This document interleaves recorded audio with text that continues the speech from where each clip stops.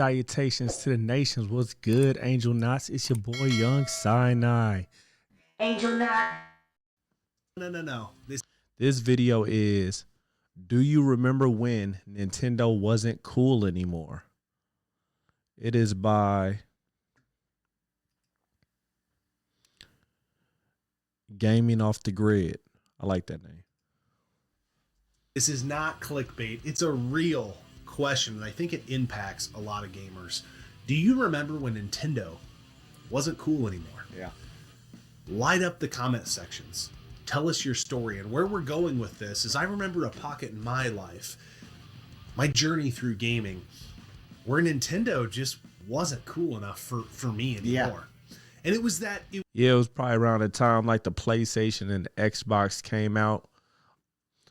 I never really heard that in my circles, but I definitely could see where people would be coming from.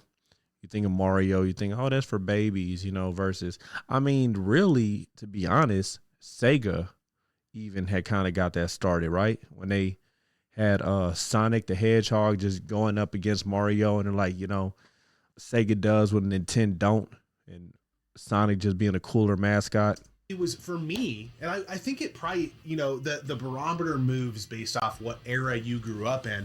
But for me, it was the GameCube. Oh, yep. I grew up with an NES, had a Super Nintendo, would have freaking done anything, and I did get an N64. And I knew all the other consoles were going on, but I was a Nintendo kid.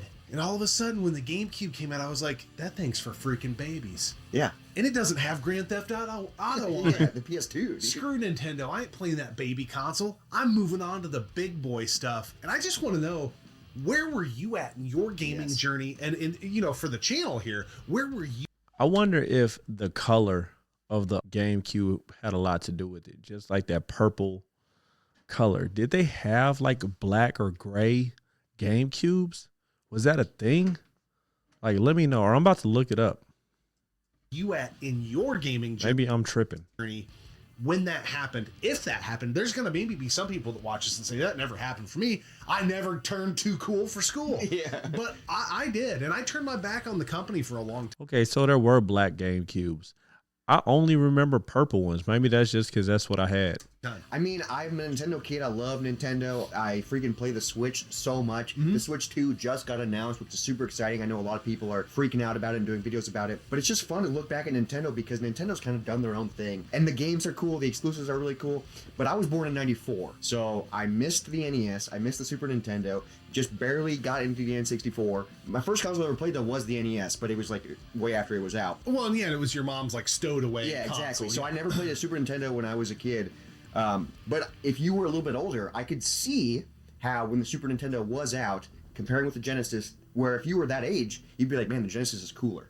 Because the Genesis is more raw. There's actual blood in the Mortal Kombat games. It feels more edgy. It feels more teenager. And Super Nintendo, even though it's fantastic, did feel a little bit kiddier. Yeah. Well, you know what's weird you bringing that up? And this is... That was like super smart and super dumb for Sega to promote themselves or market themselves as the cooler version of, you know, the cooler game system. But it was super smart, but it was also dumb because it was like you constantly putting yourself in competition with Nintendo instead of just being your own company. This is why I think wherever you were in your whatever generation you grew up in, it may have been a little bit of a different story. But I still think most gamers have a time in their life when Nintendo wasn't cool. Yes, because then after that it goes N64. Comparing that with the Sega Saturn and the PS1, N64, I got one for Christmas. It was amazing, but I was a kid and I played Episode 1 Pod Racers and I played Shadows of the Empire. That was my game right there. That Pod Racers, man, that might be my favorite N64 game. And I played like those types of games, but on the Saturn, you get all these amazing games. On the freaking PS1, you're playing Metal Gear Solid. Yeah. Twisted Metal, you're playing. Hey, on my AYN Odin 2, I'm playing Metal Gear Solid. That's literally, that and Tony Hawk is the main reason why I got the AYN Odin. But that is the part that I'm at right now in the game. That's so funny they showed that clip. You're playing this edgy, cool stuff, and then you look over to the N64, and said, what are you waiting for? Shoot!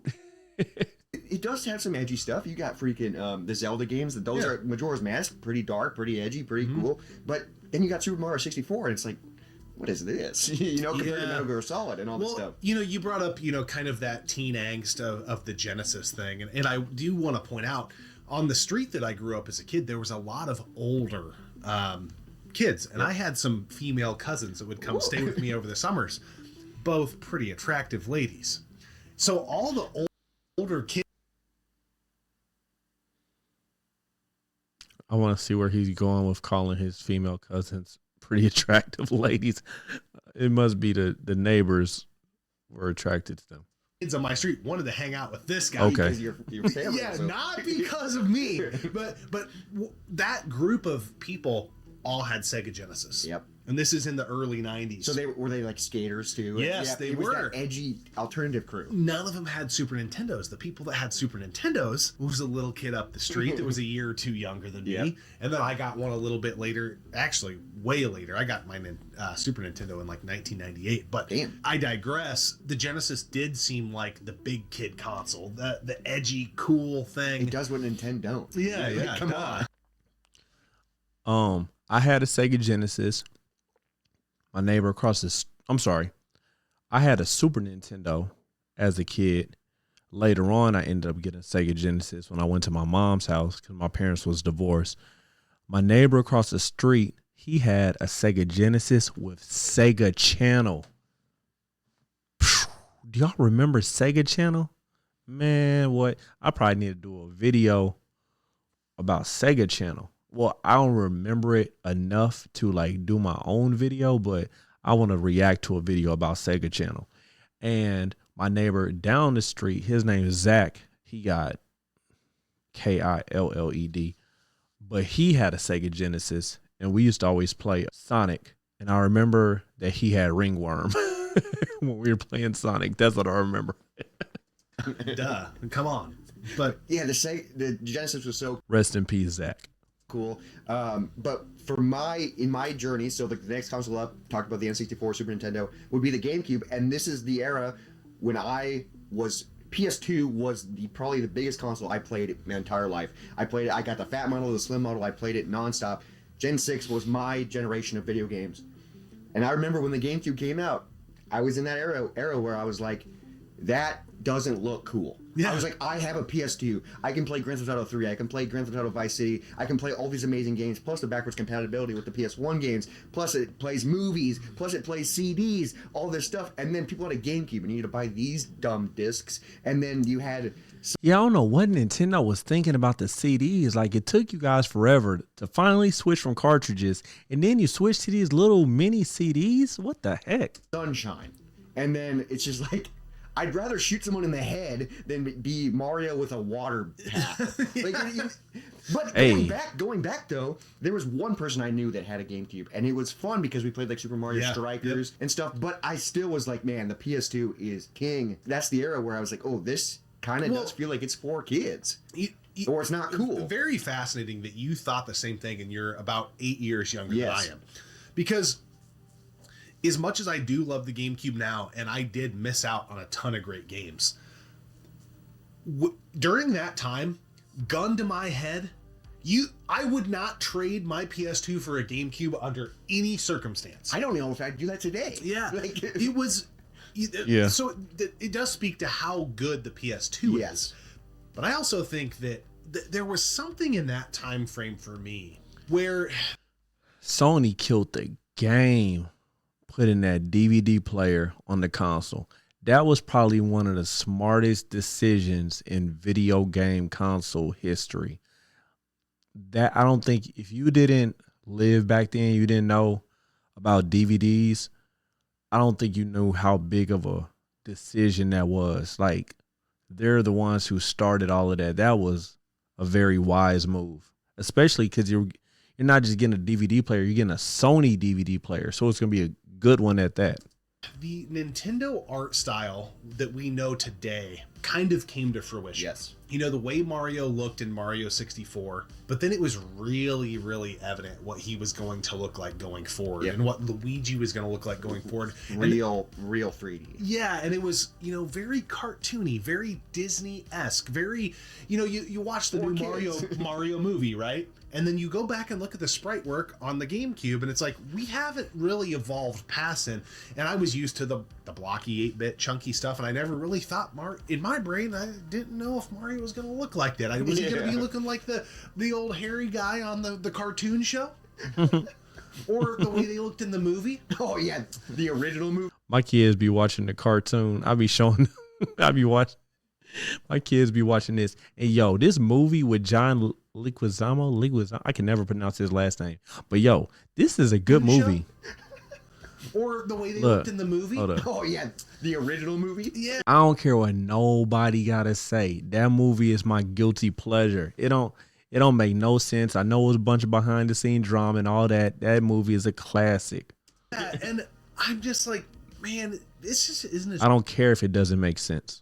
cool. And I have a brother that's quite a bit younger than me, and he loved it. He Yes. was eating it up. He loved the GameCube. So I did Oh, get to the dabble game. with some of the I games. thought you meant the movie. But dude, Luigi's Mansion, as great as it is, Yeah, as a launch title. Like, I'm over here playing Metal Gear Solid 2 and Vice City and that type Yeah. of thing. Like it just wasn't there for me. no, it just felt like so kiddie and not cool. And even then, I was not even a Microsoft kid or an Xbox kid, but the Xbox was out too, so it's like, damn, you got PS2 that's kicking ass, you got Xbox that's coming out with Halo and all this stuff, and you're just like, oh my gosh. And especially if you're a teenage boy, you're like, I want to be playing first-person shooters. And you think about your friends, you're like, dude, no offense, but like they're all playing Halo over there. Like, and you want me to come over and just hang out with you and play Strikers? We did it like a few times. Yeah, but it's like I think I'm going to the Halo party. I think I'm going to the LAN party. Yeah. Like, it was so fun. And then the next generation, when the Wii came out, I think the Wii is a big turning point for a lot of people, because that's when it's like, oh my gosh, it's motion first off, and real gamers hated that at first. Yep. And then a lot of the games, like Galaxy, it's a great game, but still, it's kind of kiddie. It's kind of like not cool. Yeah. Even though it's a fantastic game, it's just this weird mechanic and all this stuff, and you get all these motion games. And then like a big thing for the Wii was like Wii Fit. So then it was like, oh, this is being marketed to like moms. Yeah. This is being marketed to like It was families, and it's not being marketed to angsty teens. Yeah, and I was that was my college years when that came out. And I remember thinking like, total gimmick, motion controls, nope, not all about it. But I did buy one, and I did like some things about it.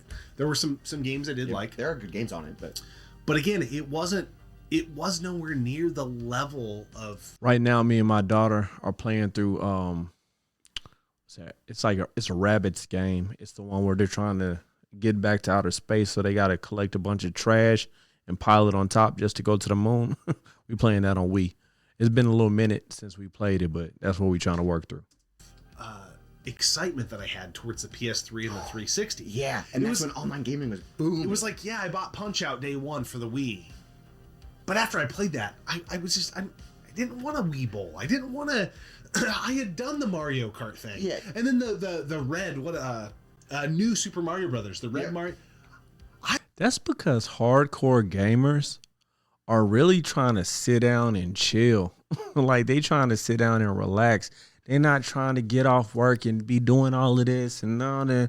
You know, imagine you just work a factory job and now you come in, you know, you like ain't nobody trying to do that. People trying to chill. I had done that. So even when that came out, I wasn't even excited. I was more excited for Galaxy because this is cool. This is new. different, yeah. But I'm like, I don't need another side-scrolling Mario. I'm gonna go over here and do this new You're cool thing. You're like, oh, I could play Galaxy and it's a great game on its own, or I could play Gears of War. Yeah. And it's just like with a chainsaw. Like you're like, okay, this is way cooler. And then like the boom of online gaming, the first person shooters again, you're playing Call of Duty, you're playing it's fantastic.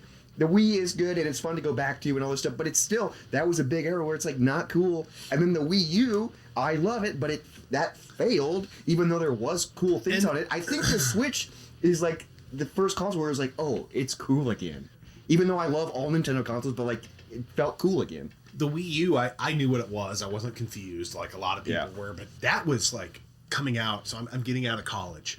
I take on my first big boy job. Somehow I navigated my way through this interview, and I take this job, and I'm over my skis. Like, I shouldn't be there. Like, you know, I'm like, I don't know what to do. So I'm working long hours, figuring this stuff out, reading, and the Wii U just kind of was a thing. Just kind of, and then by the time I got my feet and my traction and my career and all this stuff, the Wii U was done. And you're just like, what? That happened so fast. But I think for most people, and I'll self-admit, I was wrong on a lot of that thinking. I missed out on a ton of cool Yes. Nintendo IPs over the years. But I'm just I did not have a Wii U. I'm gonna be perfectly honest with you. I'll be honest with y'all. I didn't even know the Wii U was a thing for real. Like, I went over my friend Rob's house and his son had one, and I think that I was just one of the people who just thought that it was like just not a gimmick, not even another console, but just like an accessory to a Wii. think from what the consoles were competing with in that era and Yeah. the different types of games they had. If you were a teenager, you leaned towards the PS2, you leaned towards the Xbox 360, you leaned towards all this stuff because it was kind of marketed for that generation, Yeah. that type of people. Yeah. And then Nintendo was just the family console. Yeah, yeah. And the weird part of it is, though, they like get their hooks into us when we're kids. And they send us off to college. Yeah. They say you'll be back. You know, in our teen years, even in college, and they're like, "Go have fun. You'll be back." Yeah, you'll be coming back. And we always, I think most gamers, not all, We always but do. we always do come back. Yeah. And here we are. Switch 2's announced. We were just talking before we started filming this video. We're both just jazzed, ready to go. Like, oh, dude, what do you think the day one games are going to be? All this stuff. And here I am approaching 40 and the biggest Nintendo fan that I've ever been in my entire life. And Sony and Microsoft, I'm just kind of like, because the stuff that I thought was cool and drew me away from Nintendo has become so homogenized and regurgitated that I don't really care about Yeah. Black Ops 6. Now, Black Ops 1 and 2 took me away. And I'm sure the games are great, but I'm just like, God, there's a It's because these games that are coming out now, like all of the different Call of Duties and stuff, I don't even play Call of Duty, to be honest, but like they're just so formulaic. They're just kind of pumping out the same game with a new number. But with a new Nintendo game, you're like, okay, what innovation is there going to be? Think about Breath of the Wild and Tears of the Kingdom. Like, you just know that you're going to see something that you may not have ever seen before. That doesn't mean it's going to be good, but you're going to see something original. sixth one.